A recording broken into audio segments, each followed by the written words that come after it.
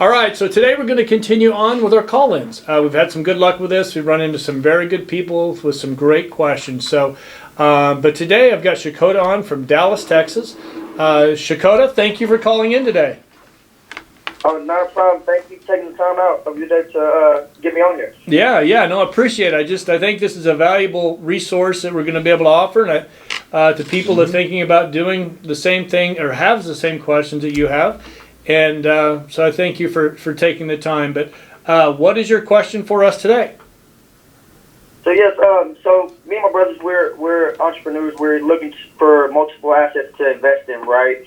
And one of the things that has come up recently is multifamily units, actually. So knowing your background, yours and George's, I was wondering if each of you could possibly describe your first experiences getting into the multifamily properties.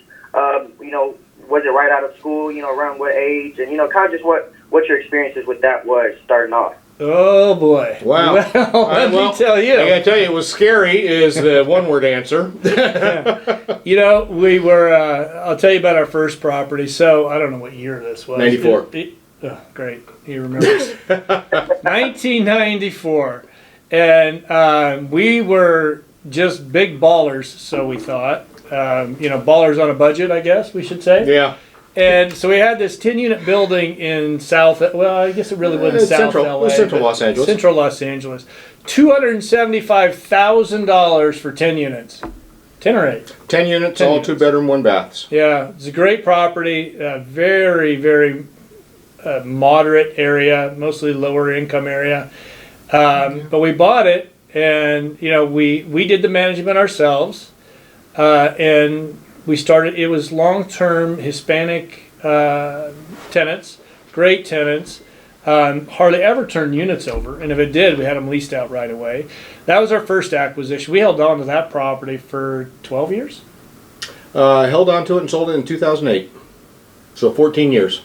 How do you remember all this? Because we used it for an exchange and bought Turco Springs at 2008. Oh, gotcha. Anyway, but we were big on self-managing, and so here's a tip that I'm going to tell you is, George and I aren't very handy. Actually, we're better off not leaving the office. That would be what I would say, right?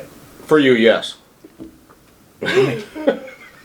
Anyway, so we decided, we bought another property on Kenmore, and I'm going to tell you, here's a really big one don't buy a 3-story walk-up without an elevator. Yeah. Because that top 2 unit, it was 6 units, 2, 2, and 2. Those top 2 are hard to keep rented out, because who wants to carry groceries up 3 flights of stairs, right? Especially if you have a family. They were big units, beautiful building, learned our lesson. But we were, the maintenance is the issue. You want to make sure that now, how many brothers do you have? I have 2 younger brothers. Okay. Oh, 2 younger brothers. So you're the boss. No, we are in a partnership. Okay. Yeah. Now, All right. younger one's being.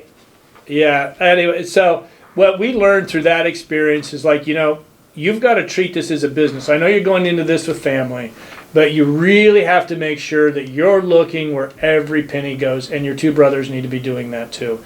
You need to know where everything is, and you need to know all the moving parts. So now, do you guys have a real estate background? No, sir. Just from our family members working within the apartment management industry. Knowing you prior to today, kind of seeing, your background in business, seeing what you've done with your career, kind of, what kind of strayed me towards, this direction of wanting to create this passive income, for the future. Yeah, well, it's a great way to go. It's just, but, you really want to make sure that you're looking that when you find a property you want to be in, make sure it's close to where you're at, where you guys do. Your brothers live near you? Yes, sir. Okay, so make sure it's a property that you can get to fairly quickly. Make sure you spell it out, each one of your responsibilities, so everybody knows what they're handling from the get-go. Be very clear on that.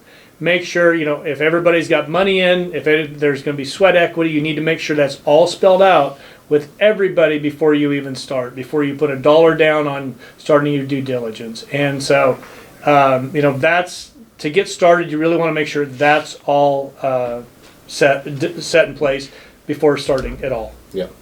Yeah, and I to add on to what Joe was saying, when we initially started doing our management, and we did it all in-house and for ourselves, you know, part of it was because we couldn't afford to hire a management company.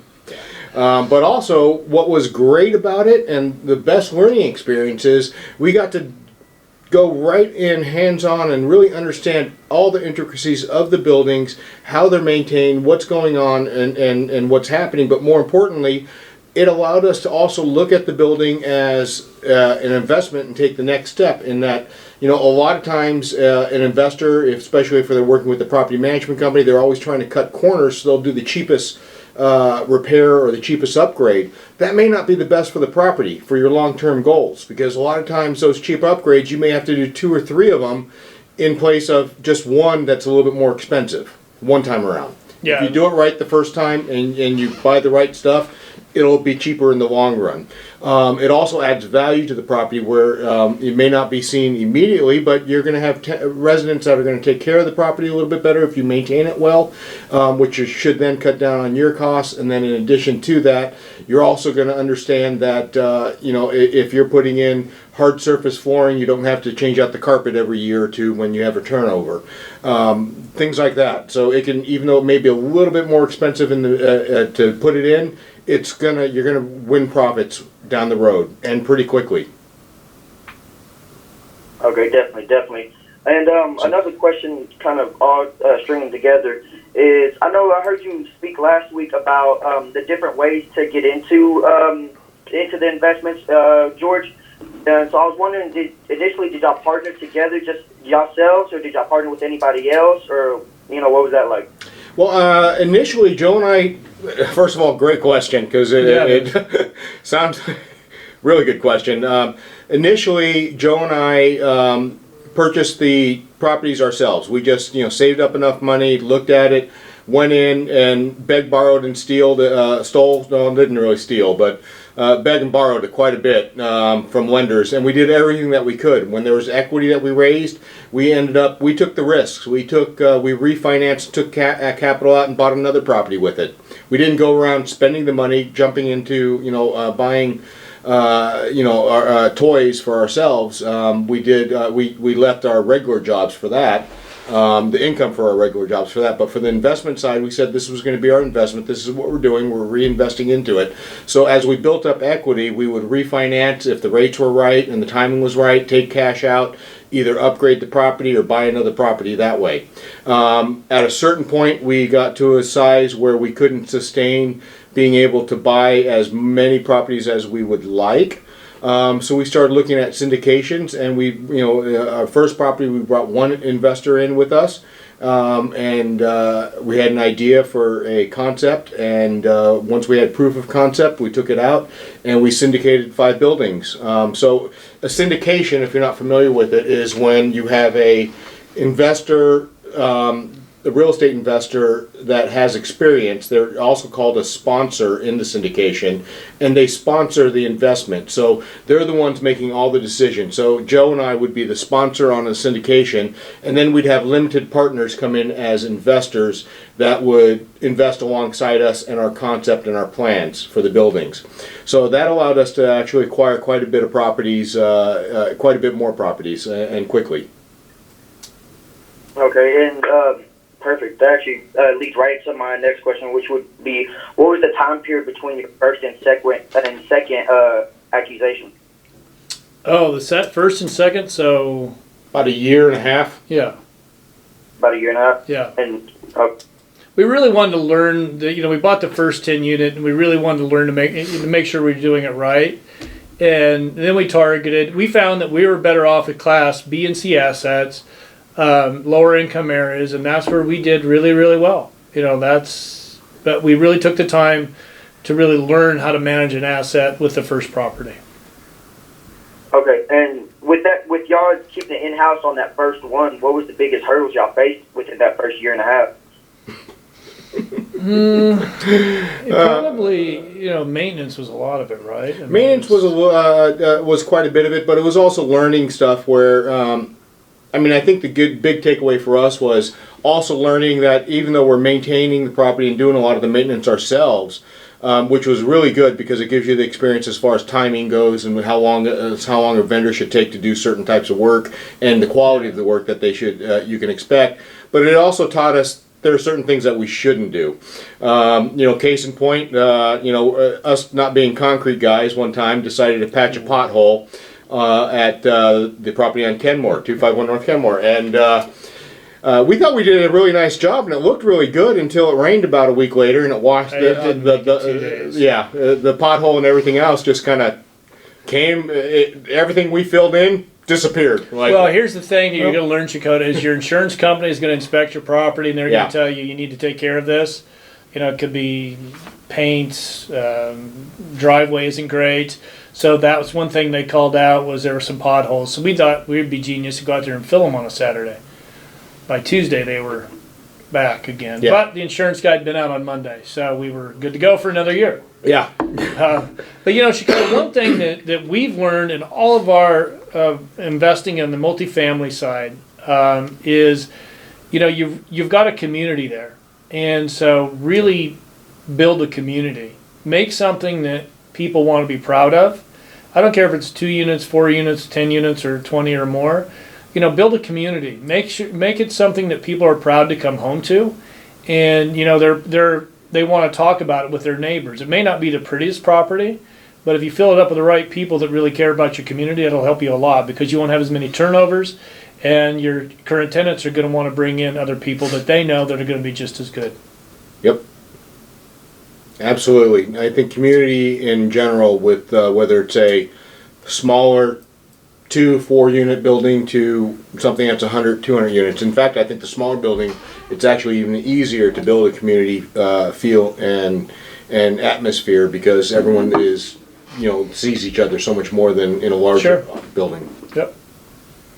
Okay. And so after scaling up, and acquiring a few properties yourselves, at what point did y'all finally realize that you needed to outsource the management where you couldn't keep up with it yourself on a daily basis? Well, see, George and I were never that smart. What we did is we started a property management company. And so we launched our own, it was LLC Property Management. And we ran that until just last year. We sold it just prior to the pandemic coming on because we didn't see it being a viable option for us to try and go through the pandemic managing assets because it was going to be too much work and we had to focus on our brokerage. The brokerage is our bread and butter. And we knew it was going to be a tough time for that. So we sold that off, and I think that company that bought it probably didn't do very well. I think they lost a lot of the clients because of everything that happened. Yeah.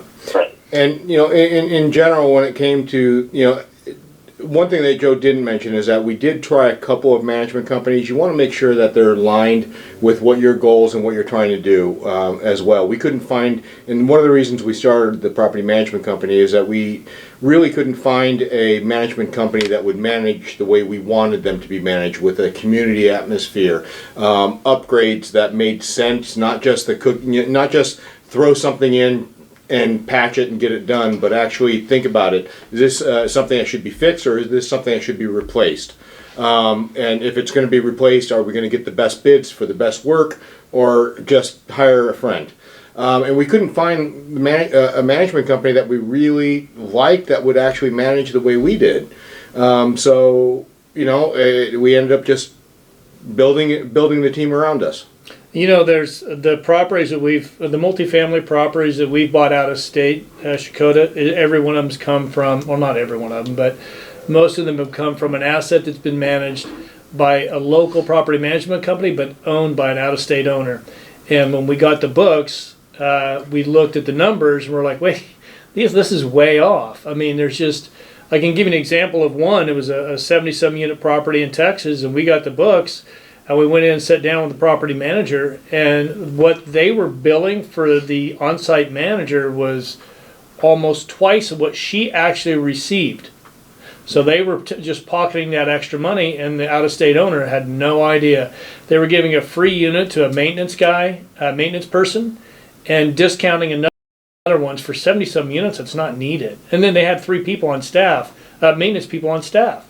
And they had one that they were actually on property. They were paying on their people on other properties. So That's why I say before you go invest, make sure, and also build your team. But just know everybody, build trust, but also look at your books as much as you can. Know where every penny's going. Definitely appreciate that. Honestly, I think that might be it for my questions at the moment. Okay. Well, yeah, if you're thinking about it, Shakota, always reach out. Let us know how we can help. It's a great way to make money. George and I specialize in Class B assets. I know Texas is on fire right now, so I'm seeing the multiples there are kind of tough. So you guys have got time. I think you're going to see rates are going to start ticking up. Prices will stabilize. And I'll make sure you got my cell phone. Make sure you reach out anytime, and happy to walk you through the process, okay? I definitely appreciate you guys' time, and I definitely appreciate the advice. Really insightful. I recommend y'all to anybody that's listening as well. I've known Joe for a few years, and he's always been a quality man and quite a professional. So I definitely recommend you guys to anybody. Thank you, Shakota. Thank you, Shakota. Very much appreciated. Okay. All right. Well, we'll get this video out, and if you're watching and you like what you hear, make sure you subscribe. And for Christ's sakes, give us a like, too, while you're there. All right. Thank you.